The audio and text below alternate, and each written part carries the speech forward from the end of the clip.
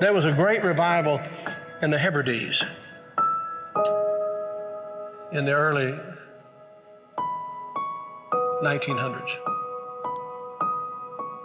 Began to moved up to the pleading for it into the 40s. Maybe we could say it topped out in the early 50s. Two old women, one was 84 years old and one was 82 years old. One was blind and one was humped over so badly with spinal stenosis, just arched over. But they had passion for revival. They wanted God to work. This is what happened. They couldn't even get out to the church to pray. They couldn't even get out to the church to worship. Their house became a place to meet. People came in. They got so passionate about revival coming to their isle, the Isle of Lewis. They got so passionate about it. They confronted the preacher and wanted to know if he was thoroughly right with God. And they prayed and prayed and prayed. And they'd seen the Lord, they said, with the church filled up and God blessing, a great overflow. And the fire of God struck that tiny little obscure place off the coast of Scotland. And when it happened, there was a young teenage boy that got saved in it. His name was Donald, and the preacher became so dependent upon Donald and so close to Donald, he would ask him to lead in public prayers and help him with the meetings, and he did. Oh, how God worked. People began to hear about it, and the revival fire spread. It spread. And God blessed in a great way. Those two old women, the kind of people don't want in a church anymore. And from that same island, there was a young girl who was a cousin to Donald Smith, who immigrated to America. Her name was Marianne Smith McLeod. She came to America in 1936.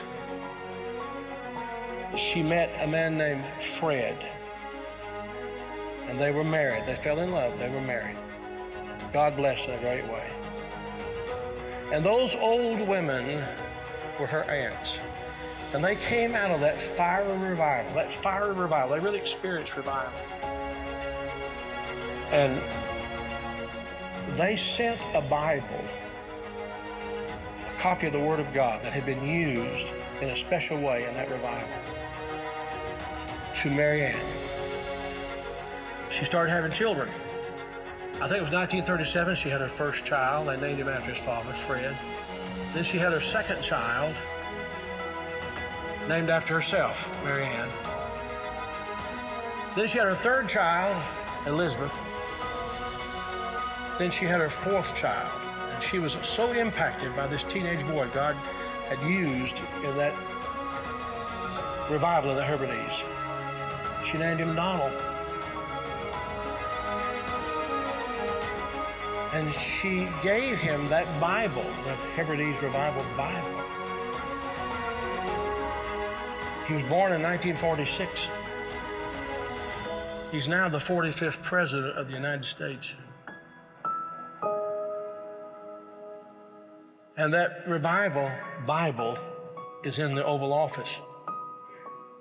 I'm saying to you, I don't know how, why, I don't know how it all comes together. But I believe God is putting some things together to give us just a window. If he could find some open people who know what the window's for. Can this be the time the window's open? Providentially, God has prepared the moment,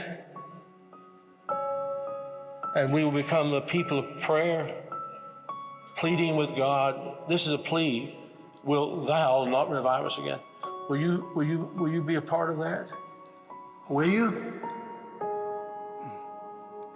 Can you stand wherever you are, please?